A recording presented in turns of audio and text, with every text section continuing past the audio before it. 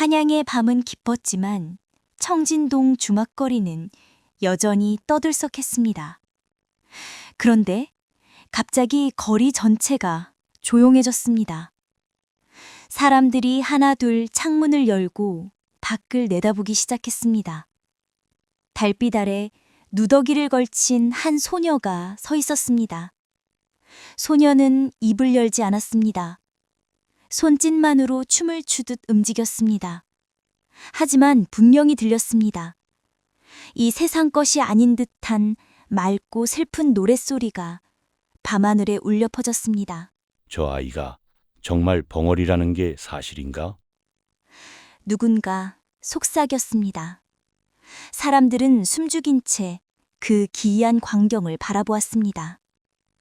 그 일이 어떻게 시작되었는가를 말하자면 10년 전 전라도 깊은 산골로 거슬러 올라가야 합니다.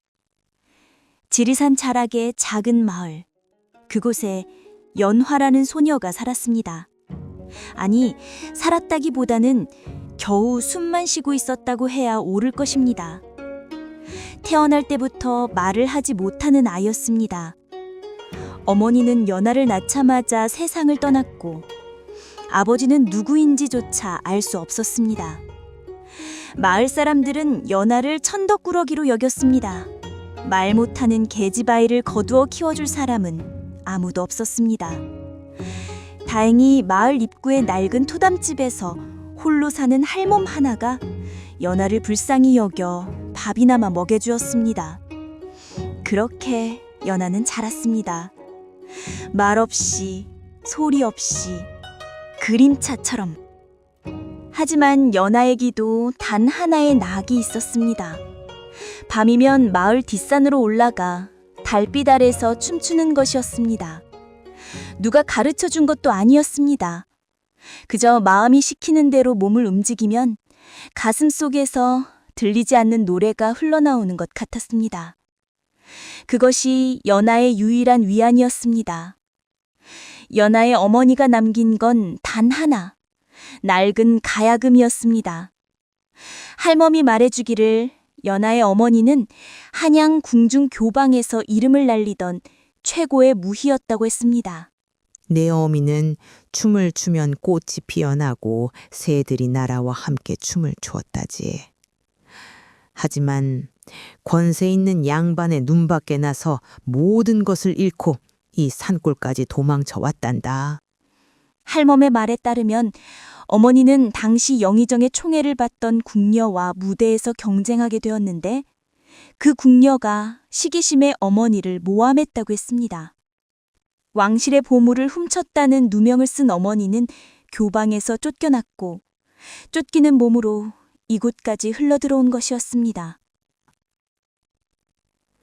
내 어미는 너를 낳고 나서 이 가야금을 꼭 쥐고는 이것만은 우리 연화에게 꼭 전해달라고 하더구나. 그리고는 눈을 감으셨지. 연하는 그 가야금을 보물처럼 여겼습니다.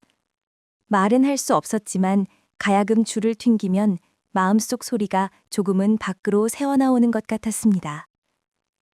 아무도 가르쳐주지 않았지만 연하의 손에서 나오는 가야금 소리는 신기하게도 아름다웠습니다. 마을 사람들은 그조차 괴이하게 여겼습니다. 마을 사람들은 벙어리 계집이 악기를 다루는 모습을 신기해했지만 연하에게 진심 어린 관심을 가져주는 이는 없었습니다. 세월이 흘러 연하는 15이 되었습니다. 말은 여전히 하지 못했지만 그 맑은 눈빛만은 산골의 안개처럼 신비로웠습니다. 연하는 여전히 밤마다 산에 올라가 홀로 춤을 추고 가야금을 연주했습니다. 그것이 연하가 세상과 소통하는 유일한 방법이었습니다. 그해 봄, 운명을 바꾸는 일이 일어났습니다. 연하가 평소처럼 뒷산 절벽 근처에서 춤을 추고 있을 때였습니다. 연하는 눈을 감고 마음속 노래에 몸을 맡겼습니다. 손끝에서 발끝까지 모든 움직임이 물결처럼 흘러갔습니다.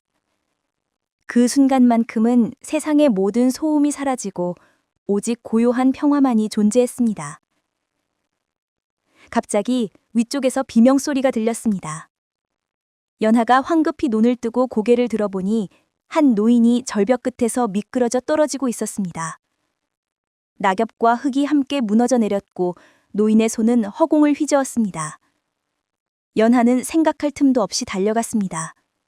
가냘픈 몸이었지만 그 순간만큼은 두려움이 없었습니다. 노인의 옷자락이 손에 잡혔습니다. 연하는 온 힘을 다해 끌어당겼습니다. 팔이 빠질 듯한 고통이 엄습했지만 연하는 이를 악물고 버텼습니다. 노인은 가까스로 절벽 위로 올라왔습니다. 둘 다 거친 숨을 몰아쉬며 땅바닥에 주저앉았습니다. 한참을 그렇게 있다가 노인이 먼저 입을 열었습니다. 고맙소, 아가씨. 이 늙은이의 목숨을 구해주다니. 노인의 목소리는 떨렸지만 그 안에는 깊은 감사가 담겨 있었습니다. 연하는 고개를 숙인 채 손짓으로 괜찮다는 표시를 했습니다. 노인은 연하의 손짓을 한참 바라보다가 천천히 물었습니다. 말을 하지 않는구려. 혹시 연하가 고개를 끄덕였습니다. 노인의 눈빛이 묘하게 변했습니다. 동정이 아니었습니다. 오히려 호기심과 경이로움이 섞인 눈빛이었습니다. 노인은 천천히 몸을 일으키며 주변을 둘러보았습니다. 절벽 아래로 펼쳐진 산골 마을의 야경이 아름다웠습니다. 그리고 연하가 서 있던 바위 위에 남아있는 발자국 흔적들을 보았습니다. 그대 여기서 춤을 추고 있었구려. 연하가 놀란 듯 노인을 바라보았습니다. 아까 절벽 위에서 그대가 춤추는 것을 보았소. 아주 잠깐이었지만 노인은 잠시 말을 멈추고 먼 곳을 바라보았습니다. 범상치 않더이다. 마치 바람이 춤을 추는 듯했소. 노인은 다시 연하를 바라보았습니다. 내 소개가 늦었구려. 나는 한양에서 온 악사요. 운학이라 하오. 노인은 허리를 굽혀 정중히 인사했습니다. 한양에서 온 악사가 산골의 벙어리 소녀에게 존댓말을 하는 것이 이상할 수도 있었지만 운학의 태도는 진심 어린 존중으로 가득했습니다.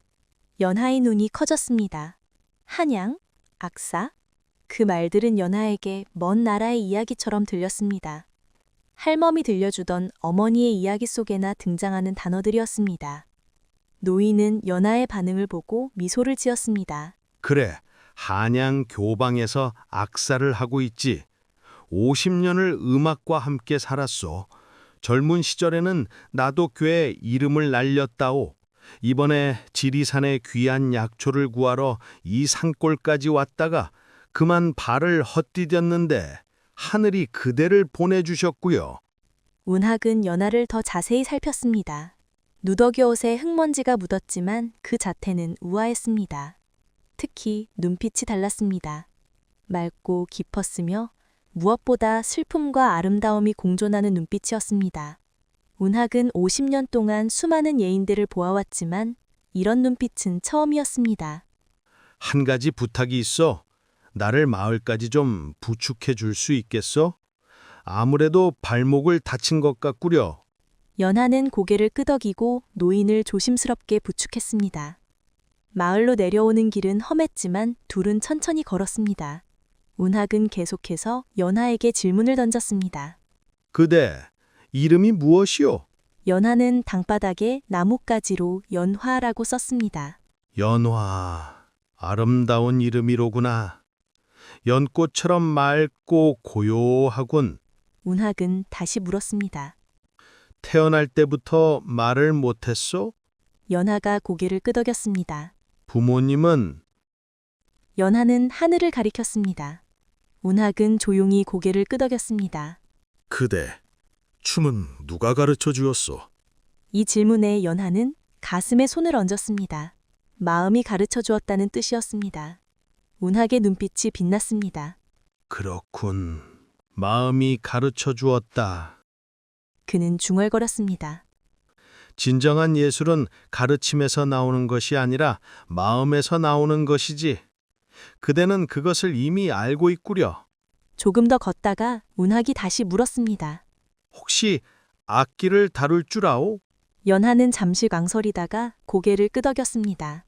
그리고 손짓으로 가야금을 타는 신용을 했습니다. 가야금을 운학이 놀라 물었습니다. 누가 가르쳐 주었소? 연하는 다시 가슴에 손을 얹었습니다.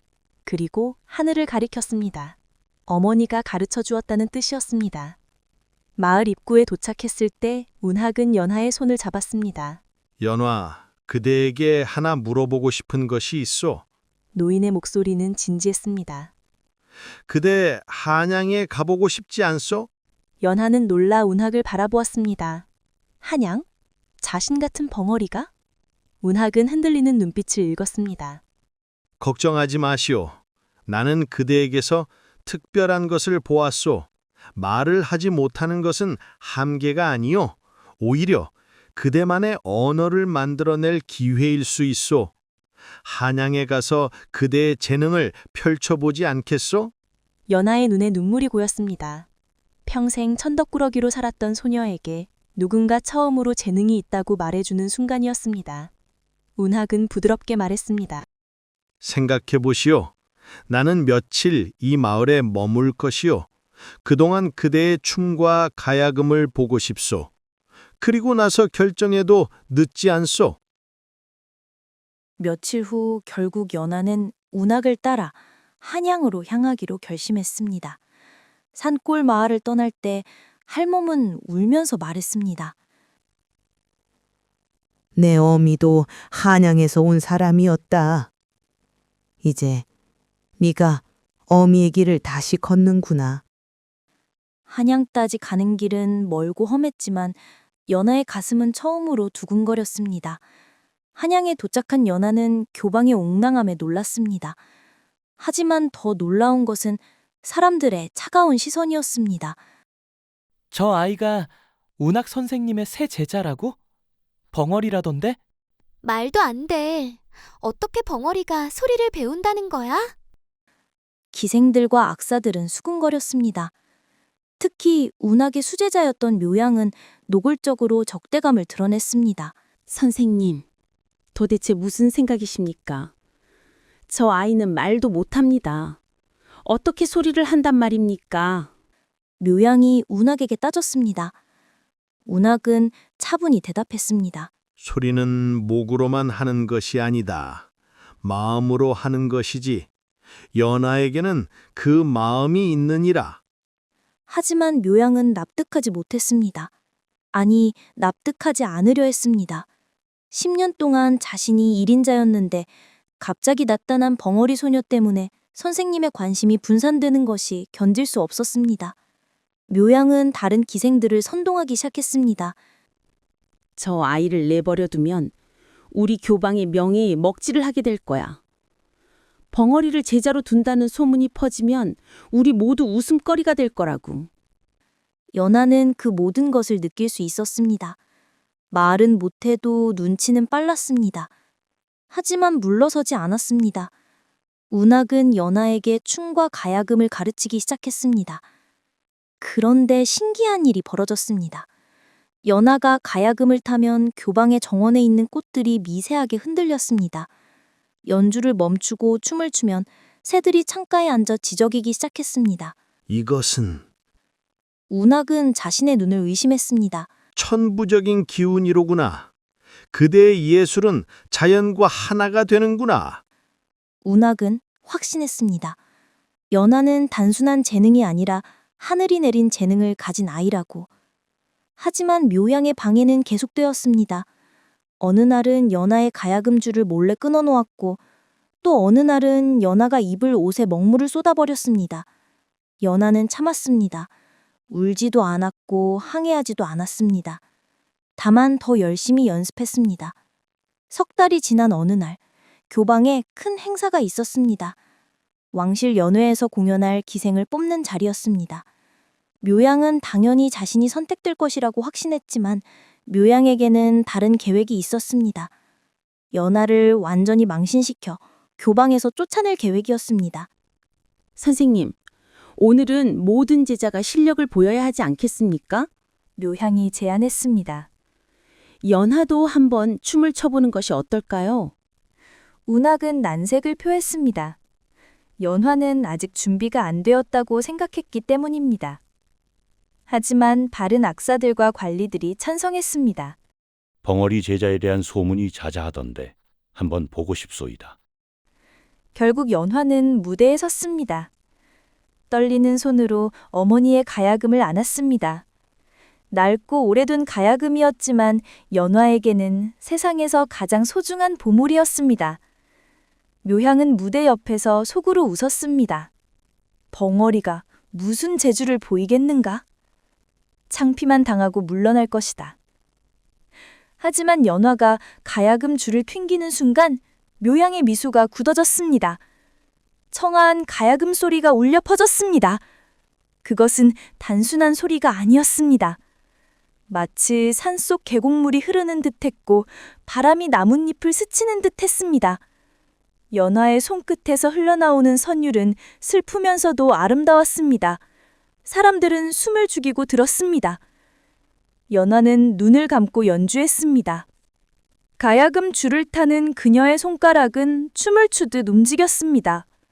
느린 곡조가 점점 빨라졌다가 다시 고요해졌습니다.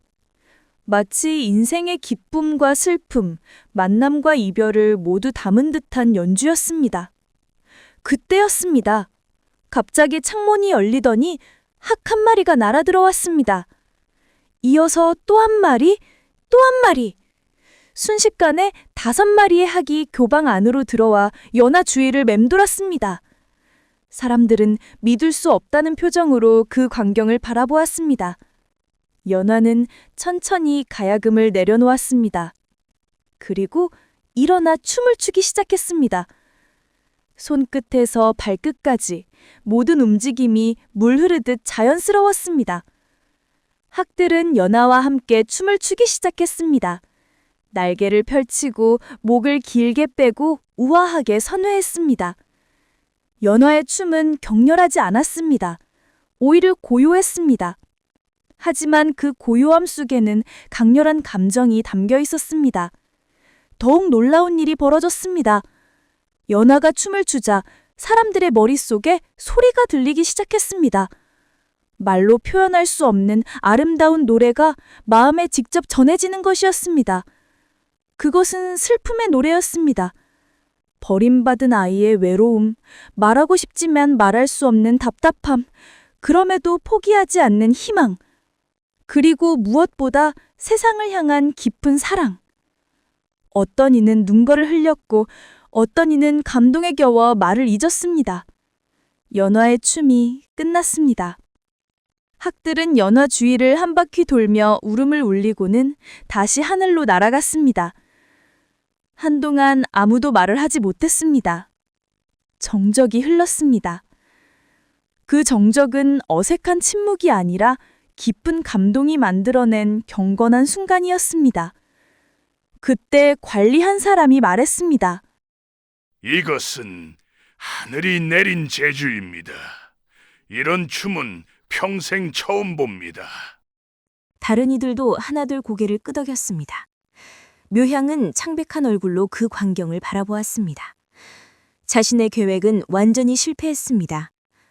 아니, 실패를 넘어서 연화를 더욱 빛나게 만들어버렸습니다. 그날 밤 묘향은 잠을 이룰 수 없었습니다. 질투와 분노, 그리고 알 수 없는 감정이 뒤섞였습니다. 하지만 무엇보다 자신이 부끄러웠습니다. 재능을 인정하지 못하고 방해만 했던 자신이. 묘향은 창밖을 바라보았습니다. 달빛이 정원을 비추고 있었습니다. 그리고 그곳에 연화가 있었습니다. 혼자 가야금을 타고 있었습니다. 묘향은 그 소리를 들으며 눈물을 흘렸습니다. 연화의 가야금 소리는 원망이 없었습니다. 자신을 괴롭힌 이들에 대한 분노도 없었습니다. 오직 평화롭고 아름다운 선율만이 밤하늘에 울려 퍼졌습니다. 묘향은 깨달았습니다. 진정한 예술가는 이런 것이구나.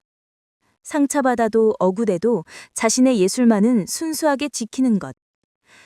묘향은 자신이 얼마나 작은 사람이었는지 알았습니다. 며칠 후 이른 아침 묘향은 결심을 하고 연화를 찾아갔습니다. 연하는 혼자 정원에서 가야금을 타고 있었습니다. 이슬이 맺힌 풀잎들이 아침 햇살에 반짝였고 새들이 지저귀었습니다. 묘향이 다가가자 연하는 손을 멈추고 경계하는 눈빛으로 그녀를 바라보았습니다. 당연한 반응이었습니다. 그동안 묘향이 연하에게 한 일들을 생각하면 묘향은 무릎을 꿇었습니다. 그리고 깊이 고개를 숙였습니다.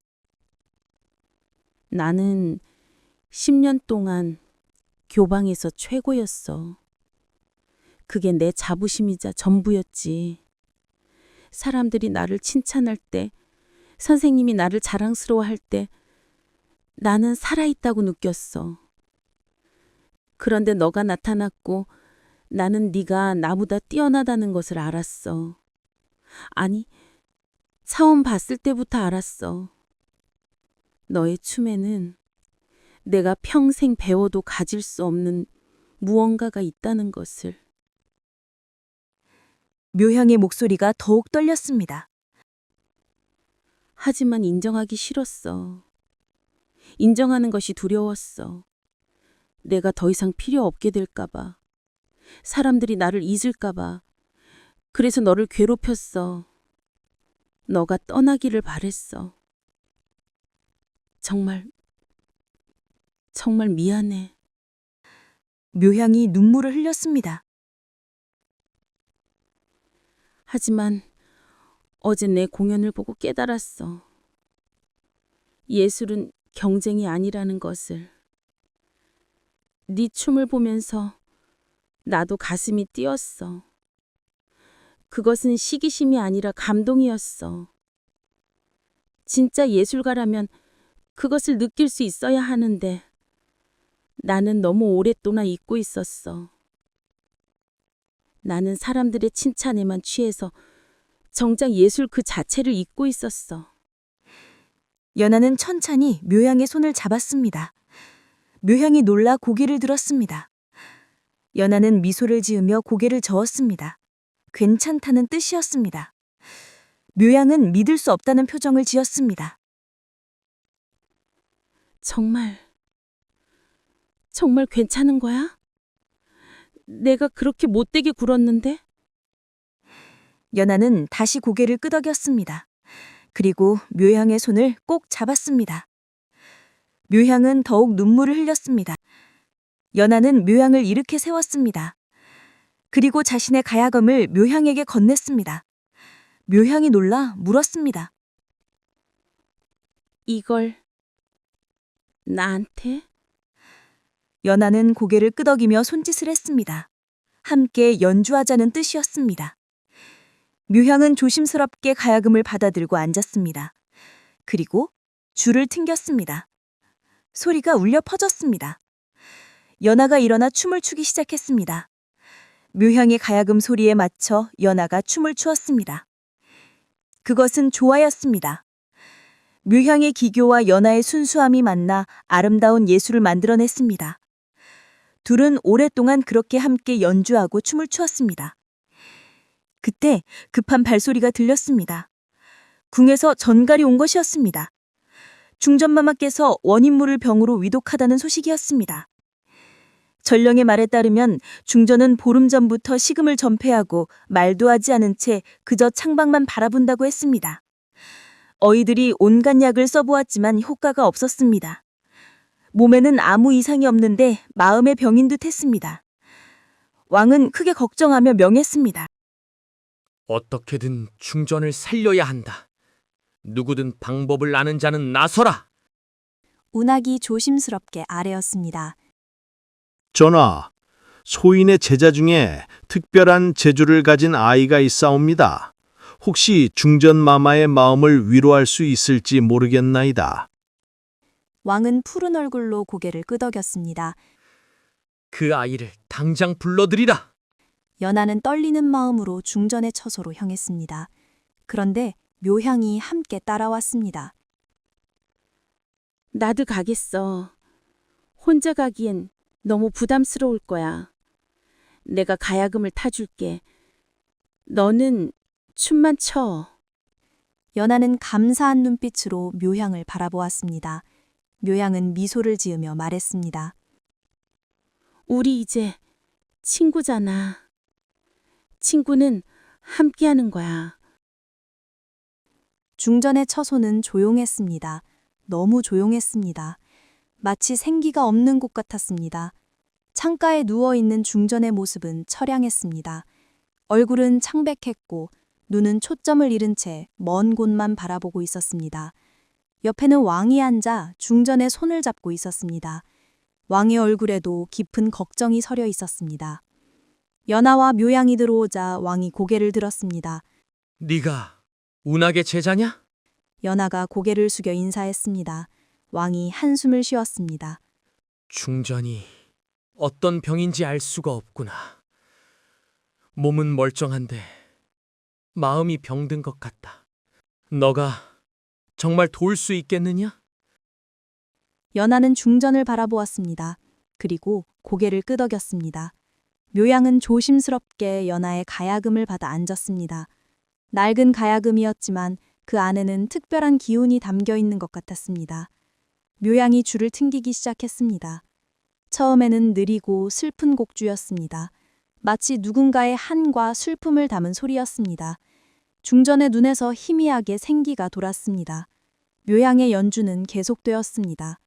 곡조는 점점 깊어졌습니다. 외로움, 후회, 그리움, 죄책감. 모든 감정이 가야금 소리에 담겨 있었습니다.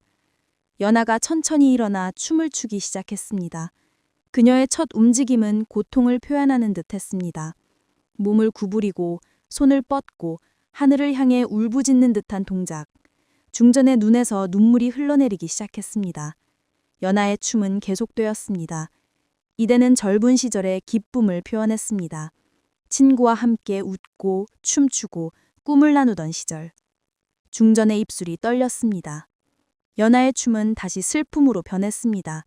친구와의 이별, 지키지 못한 약속, 평생 짊어진 죄책감. 중전은 손으로 얼굴을 가리고 흐느끼기 시작했습니다. 왕이 놀라 중전을 바라보았습니다. 보름 동안 아무 반응이 없던 중전이 처음으로 감정을 드러낸 것이었습니다. 묘양의 가야금 소리와 연하의 춤이 하나가 되어 중전의 마음에 깊이 스며들었습니다. 그리고 마침내 연하가 표현하는 소리 없는 노래가 중전의 마음에 닿았습니다. 용서를 구하는 노래, 그리움의 노래, 그리고 희망의 노래. 중전은 천천히 일어나 앉았습니다. 눈물로 얼룩진 얼굴로 연하를 바라보았습니다. 이 가야금은... 중전의 떨리는 목소리가 처소 안에 울렸습니다. 헤란의 가야금이 아니냐? 중전의 손이 가야금을 향해 뻗어쳤습니다. 묘향이 조심스럽게 가야금을 들어 올리자 중전은 그것을 받아 가슴에 안았습니다. 이것은 분명 헤란의 것이다. 이 흠집, 이 무늬 내다 잊을 리가 없지. 중전은 눈물을 닦으며 말했습니다. 헤라는 나의 가장 친한 벗이었느니라. 우리는 어린 시절부터 함께 교방에서 춤을 배웠지. 서로의 꿈을 나누고 아픔을 위로하고 기쁨을 함께 했느니라.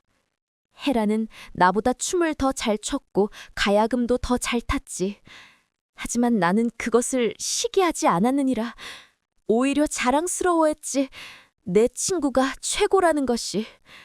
중전은 잠시 말을 멈추고 먼 과거를 떠올렸습니다. 하지만 내가 중전으로 간택되고 나서 모든 것이 달라졌느니라. 영의정의 총애를 받던 궁녀가 헤란을 시기했지. 그리고 악랄한 계략을 꾸몄느니라. 왕실의 보물을 헤란의 처소에 숨겨놓고 헤란이 훔쳤다고 모함한 것이지. 중전의 목소리가 더욱 떨렸습니다. 나는 그때 헤란을 지켜주지 못했느니라. 중전의 자리가 두려웠고 내 위치를 잃을까봐 겁이 났느니라. 헤란이 나를 바라보며 도와달라고 눈빛으로 애원했을 때 나는 고개를 돌렸느니라. 그리고 헤란은 교방에서 쫓겨났느니라. 그 후로 헤란의 소식을 들을 수 없었느니라. 살아있는지 죽었는지도 모른 채. 중전은 연화의 손을 잡았습니다. 너는 헤란의 딸이구나. 내가 알아보지 못할 리가 없지. 해랑과 똑같은 눈빛이로구나. 맑고 깊으며 슬픔과 아름다움이 공존하는 눈빛. 중전은 연화를 끌어안았습니다. 미안하다, 해란아. 미안하다. 네 친구를 지켜주지 못해서, 네 딸이 이렇게 자라도록 돌봐주지 못해서 용서해다오. 제발 용서해다오. 중전은 한참을 울었습니다. 10년 넘게 가슴에 묻어두었던 죄책감과 후회가 눈물로 흘러나왔습니다. 연화도 눈물을 흘렸습니다. 어머니의 억울함이 풀리는 순간이었습니다. 어머니의 친구가 어머니를 기억하고 그리워하고 후회하고 있었습니다. 어머니는 혼자가 아니었습니다. 잊혀지지 않았습니다. 왕이 들어왔을 때 중전은 이미 건강을 되찾고 있었습니다. 얼굴에 생기가 돌았고 눈빛이 살아났습니다. 중전이 왕에게 말했습니다. 전하, 이 아이는 억울하게 죽은 해란의 딸이옵니다. 해란은 죄가 없었나이다. 그저 다른 이의 시기심에 희생된 것이옵니다. 부디 해란의 누명을 벗겨주시고 이 아이를 왕실 교방에 정식 무희로 임명해 주시옵소서. 왕은 연화를 자세히 보았습니다. 벙어리 소녀였지만 그 눈빛만은 누구보다 당당했습니다. 짐이 허락하노라. 오늘부터 너는 왕실 교방의 수석 무의인이라. 그리고 네 어머니 헤란의 명예를 회복시키겠노라. 왕은 중전을 바라보며 말했습니다. 이제 그대도 마음의 짐을 내려놓으시오. 과거는 과거일 뿐이오. 그로부터 시간이 흘렀습니다. 연화는 무언의 명창으로서 조선 팔도의 명성을 떨쳤습니다. 사람들은 연화의 춤을 보기 위해 멀리서부터 찾아왔습니다. 연화가 춤을 출 때면 말없이도 모든 것이 전해졌습니다. 기쁨도, 슬픔도, 사랑도, 희망도. 묘양은 연화의 가장 가까운 동료이자 친구가 되었습니다. 둘은 함께 공연을 했습니다. 묘향이 가야금을 타면 연화가 춤을 추고 연화가 가야금을 타면 묘향이 노래를 불렀습니다. 사람들은 그 둘의 조화를 보며 진정한 예술은 말로 하는 것이 아닌 조화라는 걸 깨닫고 감탄했습니다. 어느 날 저녁 연화와 묘향은 함께 청진동 주막거리를 찾았습니다. 연화가 처음 한양에 왔을 때 그 거리였습니다. 달빛 아래서 연화는 춤을 추었고 묘향은 가야금을 탔습니다. 이제는 누더기가 아닌 아름다운 비단옷을 입고 궁중무의로서의 품격을 갖추었지만 그 마음만큼은 예전과 같았습니다. 연화의 춤에 맞춰 하늘에서 학들이 날아왔고 거리의 사람들은 조용히 그 광경을 바라보았습니다. 진정한 예술은 말로 하는 것이 아니었습니다. 마음에서 마음으로 전해지는 것이었습니다. 연화는 말을 할 수 없었지만 그 누구보다 많은 것을 전할 수 있었습니다. 한계는 때로 가장 큰 재능이 되기도 한다는 것을 연화는 온 조선 팔도에 증명해 보였습니다. 소리 없는 노래가 때로는 어떤 말보다 깊이 마음에 닿는다는 것을 연화는 자신의 춤으로 세상에 알렸습니다. 오늘의 별밤 야담 여기까지입니다. 재미있게 들으셨다면 구독과 좋아요로 응원해주세요. 다음 이야기로 만날 때까지 건강하세요. 행복하세요.